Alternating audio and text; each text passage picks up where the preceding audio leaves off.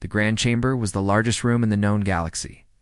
It floated at the center of the space station called Eternity's Reach, and inside it, delegates from 4,000 species sat in seats that rose like mountains toward a ceiling of pure starlight. The air smelled of 1,000 different worlds. Strange sounds filled the space as translators worked to turn alien languages into something everyone could understand. Ambassador Park Hannah stood at the central podium. She was a small woman with black hair tied back in a simple knot. Her hands did not shake. Her voice did not waver. She had practiced this speech for months, but she did not need the words on her datapad. She knew them by heart. 200 years ago, she said, humanity left Earth and joined the Galactic Council. We were young. We were small. We had nothing to offer but our willingness to help. The chamber was quiet. 4,000 species watched her with eyes of every color and shape. In those 200 years, human doctors cured 47 plagues. Human engineers saved 12 stars from death. Human soldiers died in wars that were not our own, fighting for species who could not fight for themselves. Human diplomats ended 200 conflicts. We asked for nothing in return. We gave freely because that is who we are. In the upper rows, she could see Delegate Morthus of the Talari Empire. He was a tall creature with gray skin and 4 arms. He was smiling. It was not a kind smile. Today, Hannah continued, I stand before you with a simple request. Humanity asks for a permanent seat on the High Council. Not as a gift, not as charity. We have earned this through 2 centuries of service and sacrifice. She bowed her head slightly. I thank the Council for hearing my words. The vote was called immediately. High Speaker Voran, a being of light and crystal who led the Council, did not even allow time for discussion. His voice rang through the chamber like breaking glass. All in favor of granting humanity a permanent High Council seat? Hannah watched the voting lights. Green for yes. Red for no. The board filled with color, red, almost entirely red. Out of 4,000 species, only 23 voted yes. The chamber erupted in noise. Some delegates laughed. Others simply turned away, already bored with human matters. High Speaker Voran raised a crystalline hand. The motion fails. Humanity's request is denied. Hannah stood very still. She had expected this. Admiral Kong Tai-ho had warned her. General Beek Sun Woo had warned her. Even Elder Quell of the Luminara, one of humanity's few friends on the Council, had sent a private message saying the vote would not go their way. But knowing something would happen and feeling it happen were different things. Delegate Morthus rose from his seat. His forearms spread wide as he addressed the chamber. If I may speak, High Speaker. Voran nodded. Morthus walked down toward the central podium. He moved slowly, making sure everyone was watching. When he reached Hannah, he stood over her, using his height to make her seem even smaller. The human ambassador speaks of service, Morthus said. His translator made his voice smooth and pleasant, but his eyes were cold. She speaks of sacrifice, but let us be honest about what humanity truly is. He turned to face the chamber. Humans are useful. I do not deny this. They work hard. They follow orders. They go where we tell them to go and do what we tell them to do. But useful is not the same as equal. Laughter rippled through the chamber. A good servant does not become a master simply because he serves well, Morthus continued. Humanity has been a fine servant to this council. Let them continue to serve. That is their place. That is their purpose. The laughter grew louder. Thousands of voices joined together in amusement at the small, human woman standing alone on the podium. Hannah waited until the laughter faded. Then she did something no one expected.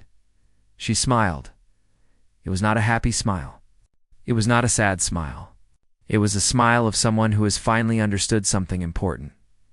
She reached up and removed her ambassador's sash, a symbol of her office. The blue and green fabric had been given to her by the President of Earth himself. She had worn it with pride for 15 years. She folded it carefully and placed it on the podium. Humanity thanks the Council for its clarity, she said. Her voice was soft, but the translators carried it to every corner of the chamber. Then she turned and walked away. The delegates watched her go. Some laughed again. Delegate Morthus made a joke about humans being dramatic. High Speaker Varan called for the next item on the agenda. No one noticed the message Hannah sent as she walked. No one saw Admiral Tai-Ho receive it aboard his flagship in orbit.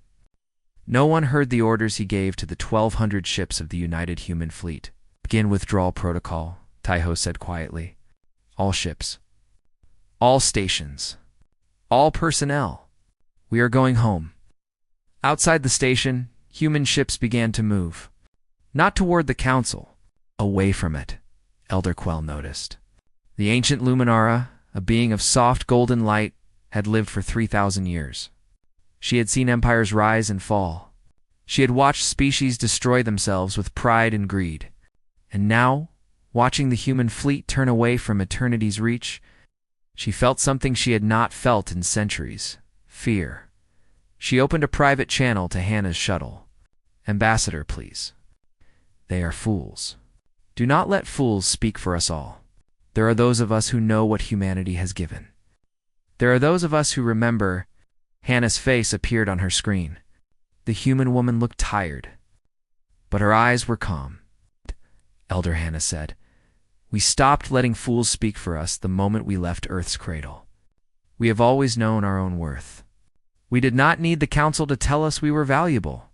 We only needed to know if the Council understood, and now we know they do not, and so we stop speaking.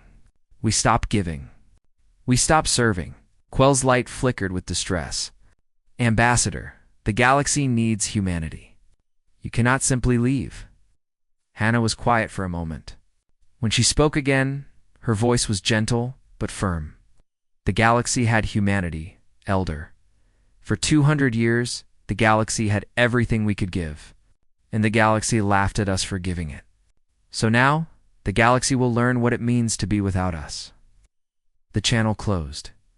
Quell watched the human fleet disappear into the darkness between stars. Around her, the Council continued its business. Delegates argued about trade routes and territorial disputes. High Speaker Varan announced a short break for refreshments. No one else seemed to notice that humanity was leaving, but Quell noticed. And for the first time in 3,000 years, she wondered if she was watching the end of everything she knew. The stars outside the window seemed colder than before. 3 months passed. The galaxy continued to turn. Stars burned. Ships flew between worlds. Trade moved along ancient routes. And slowly, quietly, humanity began to disappear. Captain Yoon-Ji-ho stood on the bridge of the humanitarian vessel Quiet Dawn. Through the wide windows, he could see the Tellary homeworld below. The planet was gray and brown, its atmosphere thick with smoke from the burning cities. A plague had struck the Tellari 6 months ago. Millions were dying every week. Human doctors and scientists had come to help. They had worked without rest, sleeping only a few hours each night. They had developed treatments that saved 200 million Tellari lives. Captain Ji-ho had watched his crew give everything they had to save a species that was not their own. Now he held new orders in his hands. "Sir?" His first officer, a young woman named Kwon Min-ji, stood beside him. "The crew is asking about the message from command." Ji-ho did not look at her. He kept his eyes on the planet below. "We are leaving," he said. "Leaving. But sir, the plague is not finished. There are still millions who need treatment. The Tellari medical system cannot handle this alone." "I know." "And why?" "Because those are our orders." Ji-ho finally turned to face her. His eyes were heavy with exhaustion and something else. Something that looked like grief. "We are to leave all our medicine behind. All our equipment. All our research. We are to give the Tellari everything we can spare. And then we are to go home." Minji stared at him. "They will die without us. The Tellari government has no doctors trained in these treatments. Without human supervision, millions more will die, yes. Captain, this is wrong. We cannot just abandon them." Ji-ho put his hand on her shoulder. "The Council called us servants, Minji. They said we were not equals. They laughed when we asked for respect." He paused. I do not agree with these orders. I think they are cruel. But I understand them. If we stay, we prove that we will accept any insult and keep serving. If we leave, we prove that our help was never owed to anyone. He looked back at the dying world below. We gave them everything. Now we give them one last gift. The knowledge that we could have saved them, and we chose to leave. Perhaps that will teach them something. Perhaps it will not. But it is no longer our responsibility to care. The quiet dawn left orbit that night. Behind them, the Talari homeworld continued to burn, far across the galaxy. Dr. Shinari was packing her laboratory. She had spent 20 years on the research station at the edge of wild space, 20 years studying alien biology, 20 years developing cures for diseases that killed billions. She had saved more lives than she could count. Species that had faced extinction now thrived because of her work. Her assistant, a young man named Cho Dongwook, helped her carry boxes of samples to the transport ship. "Are you really going to delete the database?" he asked. Nari stopped. In her hand was a data crystal containing the cure for Vethrani bone fever, a disease that killed 3 million Vethrani children every year. The cure had taken her 8 years to develop. It was her life's work. "Yes," she said, "but the Vethrani will die without it. You finished the cure last month. All you have to do is share it with them." The Vethrani representative voted against humanity in the council. He called us clever animals. Nari looked at the crystal. "I could save 3 million children every year with this, but I will not give it to people who think I am an animal." She walked to the computer terminal and inserted the crystal. Her finger hovered over the delete command. Dongwook watched her with wide eyes. "Dr. Shin, please. Those are children. They did nothing wrong." Nari closed her eyes. A tear ran down her cheek. "I know," she whispered, "and I will carry this guilt for the rest of my life. But if I give them this cure, nothing changes. They will take it and laugh at us and call us animals again. Sometimes you have to let people face the results of their cruelty. Sometimes that is the only way they learn." She pressed the button. The screen flashed. Data deleted. Nari wiped her eyes and picked up another box. "Come," she said. "We have more packing to do." On the border of Vethrani space, human engineers were abandoning the stellar stabilization project. The Vethrani sun was dying. Without intervention, it would explode in 15 years and kill every living thing in the system. Human scientists had developed a way to save it. For 10 years, they'd worked alongside Vethrani engineers to build massive machines that would stabilize the star's core. Now, with the project 80% complete, the humans were leaving. General Beek Sunwoo stood in the command center. Watching his people pack their equipment, Commander Drexus of the Vethrani Dominion stood beside him, his scaled face twisted with anger. "You cannot do this," Drexus said. "Without your engineers, we cannot finish the project. Our scientists do not understand your technology. That is not my problem," Sunwoo replied calmly. "Billions will die." "Yes." Drexus grabbed Sunwoo's arm. "You humans always talk about compassion, about helping others, about being good. Where is your goodness now?"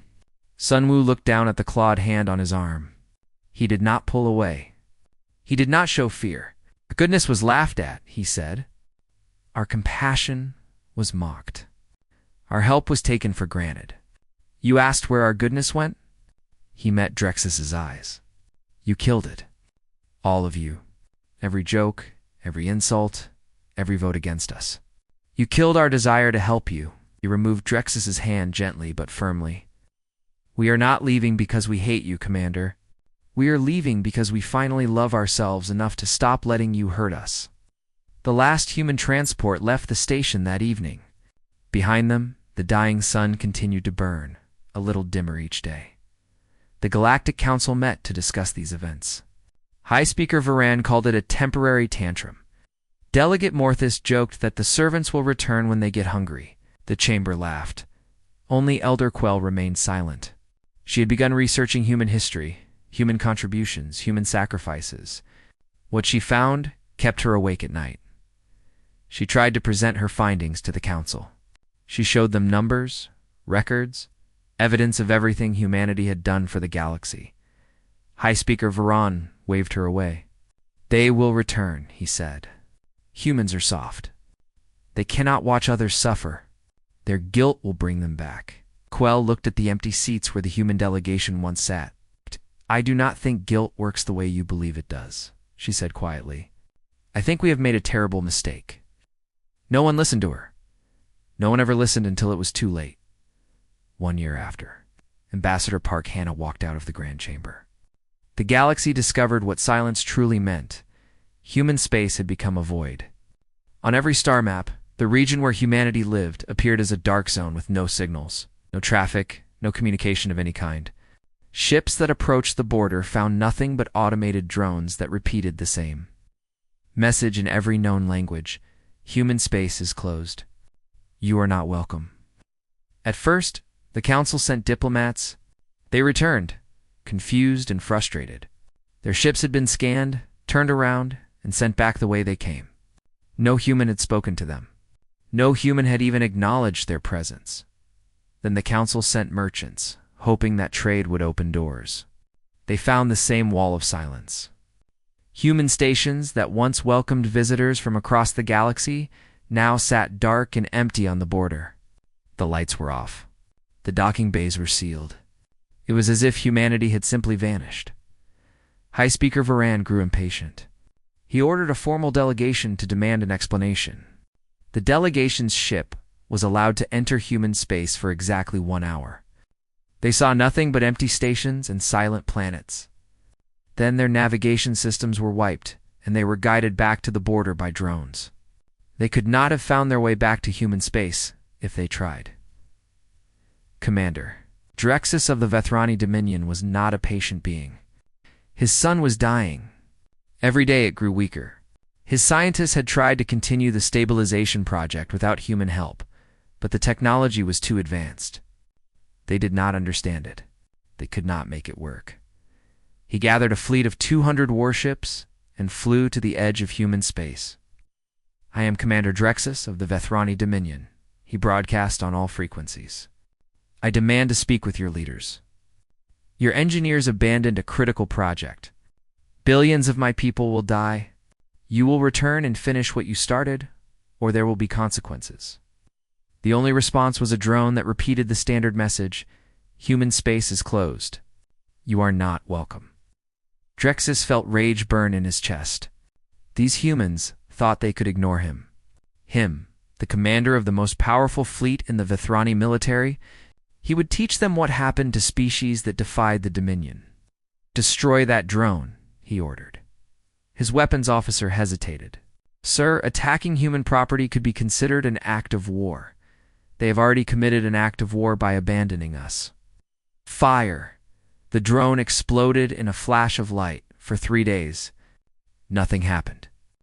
Drexus waited at the border, his fleet ready for battle. But no human ships came. No messages arrived.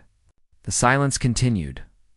On the 4th day, every ship in his fleet received a data packet at the same moment. Drexus opened it and felt his blood run cold. The packet contained complete information about every Vethrani military installation. Every ship, every base, every secret weapon, every defense code. It included personal files on every high-ranking officer, including Drexus himself. It showed the locations of Vethrani spy networks in other species' territory. It revealed weaknesses in Vethrani technology that enemies could exploit. At the end of the packet was a simple message: "We know everything about you. We choose not to act. Do not test us again." Drexus stared at the screen for a long time. Then he ordered his fleet to retreat. He never approached human space again, across the galaxy. Things were falling apart. The Telluri plague had mutated. Without human doctors to adjust the treatments, the disease evolved faster than Telluri medicine could respond. Quarantine zones spread across the empire. Entire cities were sealed off and left to die. Delegate Morthus, who had called humans useful servants, contracted the plague during a visit to a refugee camp. He died 3 weeks later, screaming in pain, begging for human doctors who never came. The border worlds that humans once protected were overrun by raiders. Without the Human Defense Coalition, there was no one to patrol the outer territories. Pirates and criminal organizations grew bold. They attacked trade ships. They raided colonies. They took slaves from species too weak to defend themselves. Trade networks collapsed. Humans had mapped most of the safe routes through dangerous space. Without human navigators, ships were lost in asteroid fields and gravity wells. Insurance companies refused to cover voyages. Merchants stopped traveling. Economies that depended on interstellar trade began to starve. And every day, the Vethrani sun grew a little dimmer. High Speaker Varan finally understood the danger. He sent a personal message to Ambassador Hannah, apologizing for the Council's behavior and requesting a meeting. His message went unanswered. He sent more messages. He offered trade agreements, territorial concessions, even a high council seat. Every message disappeared into the silence. In desperation, he sent physical delegations to human space. They were all turned away at the border. Their navigation systems were wiped. They could not even describe where human space was located anymore. It was as if humanity had erased itself from the galaxy. Elder Quell made one final attempt. She took a small ship and flew to the border alone, without guards or escorts. She broadcast a simple message: "I am Elder Quell of the Luminara. I was a friend to humanity. I ask only to speak." For 2 days, she waited in silence. On the third day, a human shuttle approached. It was small and unarmed. Inside was a single passenger, Admiral Kang Taiho. Quell felt hope rise in her chest as she boarded his vessel. Taiho was older than she remembered. His hair had turned gray. His face was lined with exhaustion. But his eyes were sharp and cold. "You came," she said. "You were kind to us," Taiho replied. "That earns you a conversation. Nothing more." They sat across from each other in a small meeting room. The walls were bare. The lights were dim. It felt like sitting in a tomb. "Why?" Quell asked. "Why punish the entire galaxy for the cruelty of fools? There are billions of innocent people who did nothing wrong. Children who were not even born when the Council voted against you. Why must they suffer?" Taiho's expression did not change. "Elder, we are not punishing anyone. Punishment implies we still care about you. We do not. We have simply stopped giving. But people are dying. People were always dying. They died while we helped them. They died while we saved them. The only difference now is that we are not sacrificing ourselves to slow their deaths." Quell leaned forward. "And if the galaxy burns? If civilization collapses? If everything we built together is destroyed?" Taiho looked at her for a long moment. When he spoke, his voice was quiet. "Then the galaxy burns. We will be warm enough on our own." He stood and gestured toward the airlock. "Goodbye, Elder. I hope your people survive what is coming. You were kind to us. I wish more had been like you." Quell returned to her ship in a daze. As the human shuttle disappeared back into the darkness, she understood something terrible. Humanity was not coming back, and the galaxy was not ready to survive without them. 3 years after humanity withdrew, the Vethrani sun exploded. The warning signs had been clear for months. The star's light turned from yellow to orange to deep, angry red. Scientists across the galaxy watched with horror as the stabilization equipment, abandoned and incomplete, failed one piece at a time. Vethrani engineers worked desperately to understand the human technology, but it was too advanced. They could not make it work. On the day of the supernova, 2 billion Vethrani died in the first hour. The inner planets were vaporized instantly. The outer colonies were struck by waves of radiation that killed everything they touched. Ships tried to evacuate. There were too many people and not enough time. Commander Drexus was on the homeworld when the end came. In his final moments, standing on a balcony as the sky turned white with fire, he thought about the day he destroyed that human drone. He thought about the data packet that showed how much humanity knew about his people. He thought about Admiral Taiho's warning. "We choose not to act," they had known, Drexus realized. The humans had known the sun would explode. They could have warned the Vethrani. They could have helped evacuate civilians. They chose not to, and he could not blame them. He had brought this on his people. The fire reached him before he could finish the thought. Refugees flooded into neighboring systems by the millions. They had nowhere to go. No one wanted them. Resources were already stretched thin across the galaxy. Wars broke out over food, water, and living space. Species that had been allies for centuries turned on each other. The Telleri. Empire collapsed 6 months later. The plague that human doctors had nearly cured had become unstoppable. It spread from world to world, killing millions each week. Hospitals overflowed. Medicine ran out. Entire cities were abandoned and set on fire to prevent the disease from spreading. The Telleri government fell apart. Regional leaders declared independence. Military factions fought for control. What had once been one of the most powerful empires in the galaxy became a patchwork of dying territories, each one more desperate than the last. In the outer territories, pirate fleets grew stronger. They had taken half the border worlds now. Without human soldiers to fight them, they did whatever they wanted. They raided colonies. They destroyed trade ships. They sold slaves to the highest bidder. Civilized space grew smaller every day. High Speaker Varan faced a vote of no confidence in the Grand Chamber. The same delegates who had laughed at humanity 3 years ago now screamed at him with fury. "You did this," a Telleri survivor shouted. "You mocked them. You drove them away? My family is dead because of you. The humans were our servants," Varant protested.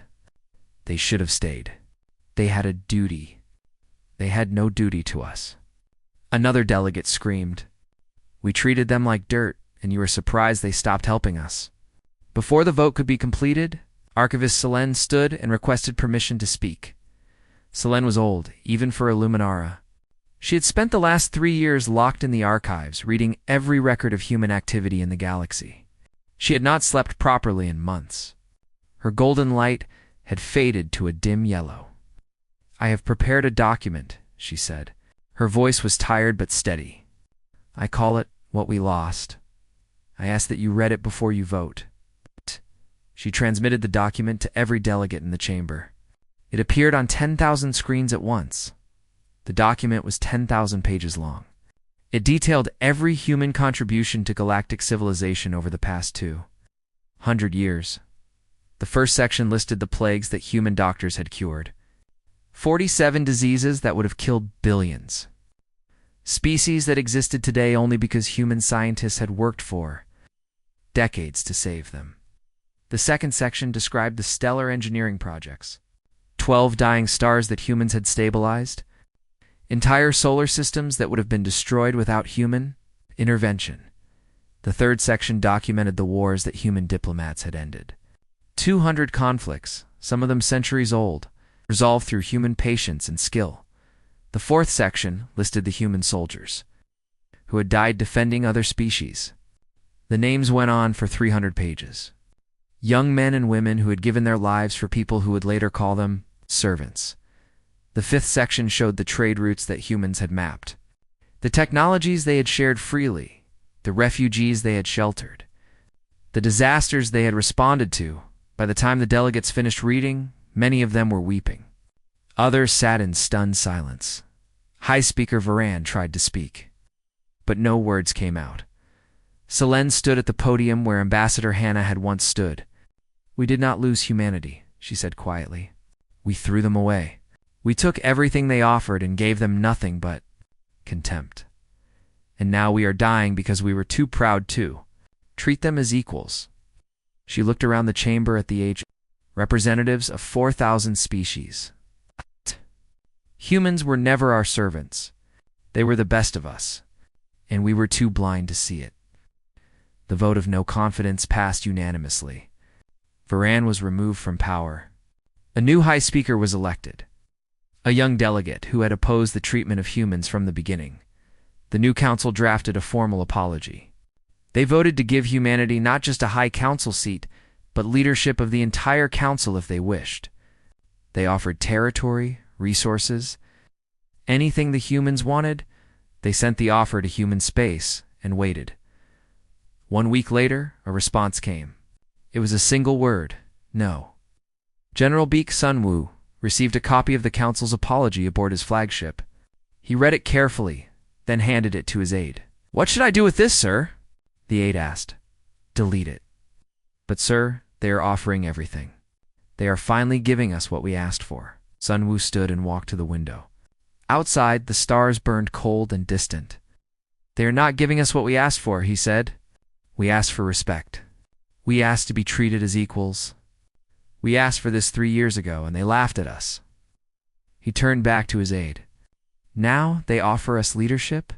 Now, when their empire is in ashes and they have no one else to turn to? That is not respect. That is desperation. So we refuse? We refuse. Let them learn that some things cannot be bought back. Let them learn that some wounds do not heal simply because the one who caused them says sorry."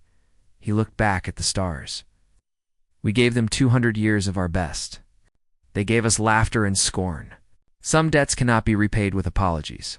The aide deleted the message. Human space remained closed. 10 years had passed since humanity walked away from the galaxy. The Galactic Council was not what it once was. Half the species had left to form their own alliances. Others had collapsed entirely, their governments destroyed by plague, war, or starvation. The Grand Chamber, that once held 4,000 delegates, now held fewer than 2,000. Many seats sat empty, monuments to civilizations that no longer existed. But something had changed. A new generation had grown up reading Archivist, Celine's report. Young delegates who had been children when humanity left now held positions of power. They had never laughed at humans. They had never called them servants. They had only known a galaxy struggling to survive without them. These young leaders were different. They spoke of cooperation instead of domination. They talked about building something new, something better than what their parents had destroyed. They studied human history, human philosophy, human art. They tried to understand what humanity had tried to teach them. Elder Quell watched these changes with cautious hope. She was ancient now, older than any other living member of the council. Most of her generation had died in the chaos that followed humanity's withdrawal. She had survived because the Luminara were patient. And because she had never stopped believing that things could be different, she decided to make one. Final journey. Her ship was old and slow. It took her 3 weeks to reach the border of human space. When she arrived, she found the same wall of drones that had turned away so many others.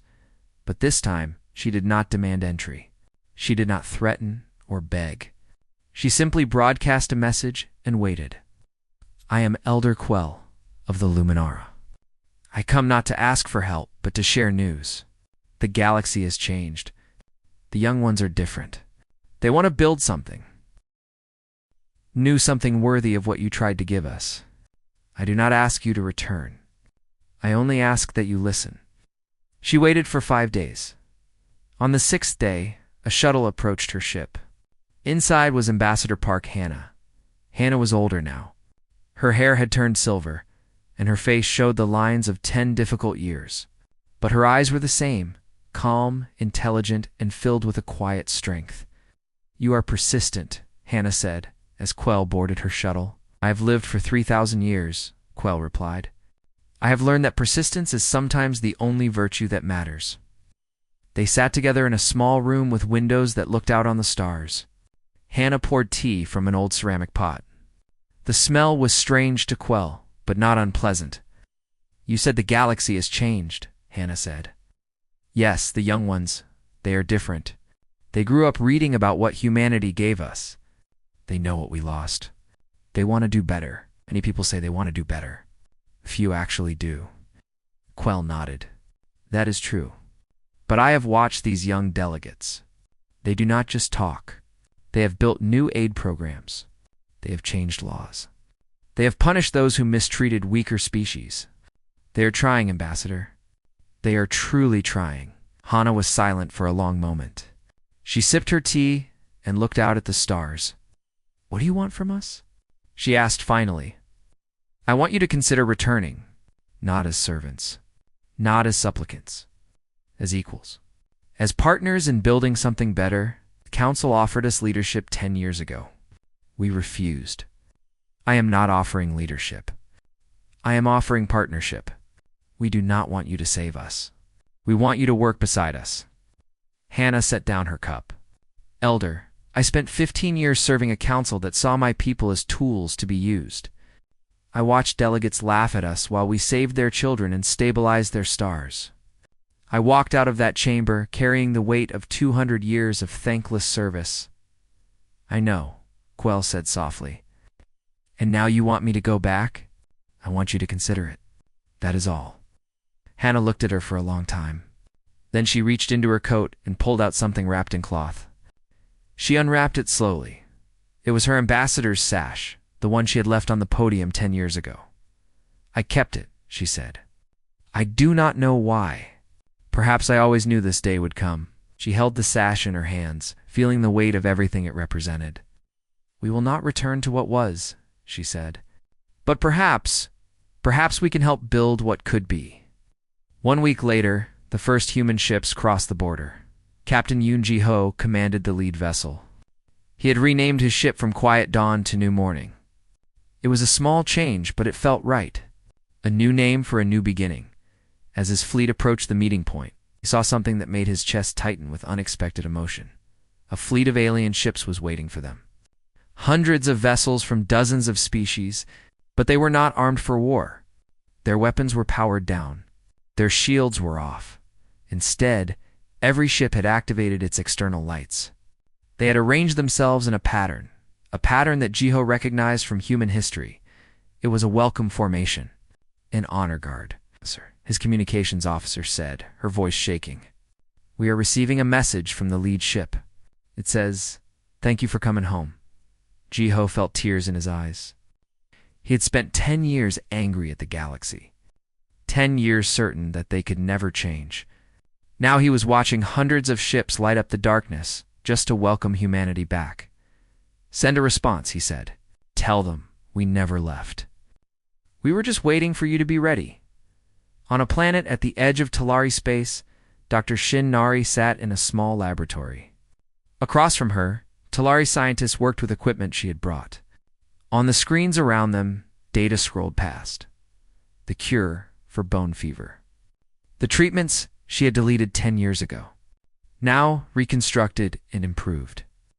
This will save millions, a young Talari scientist said. Her name was Vess, and she had lost her entire family to the plague. How can we ever repay you? Nari smiled sadly. You cannot repay me, and I do not want you to try. I want you to remember. When another species needs help, when someone weaker asks for your aid, remember what it felt like to have no one come, and then go help them anyway. Vess looked at her with tears in her eyes. I will remember. Good. That is enough. At the border of human space, General Beek Sunwoo stood alone on an observation deck. Behind him, ships were crossing into the galaxy. New Morning and 100 other vessels, carrying doctors and engineers and diplomats, he did not join them. Some wounds healed slowly, and some did not heal at all. He had given too much to the galaxy to trust it again, but he raised his hand in salute as the ships passed. Go well, he said quietly. Build something better. I will watch from here. On Earth, Admiral Kang Tai-ho sat on a balcony watching the sunset. Beside him, his young granddaughter looked up at the sky, where distant ships were visible as points of light. Grandfather, why did we go back? After everything they did? Tai-ho smiled. It was the first genuine smile he had allowed himself in a decade. Because, little one, being human, was never about revenge. It was always about hope. We left to protect our dignity. We returned to share our strength. That is who we are. He put his arm around her as the sun set. The galaxy heard us. We walked away, and in the silence we left behind, they finally learned to listen. The little girl nodded, not fully understanding. But someday she would. Above them, the stars began to appear one by one, and among them, human ships flew toward a future that was finally worth building. The silence was over, but its lesson would never be forgotten.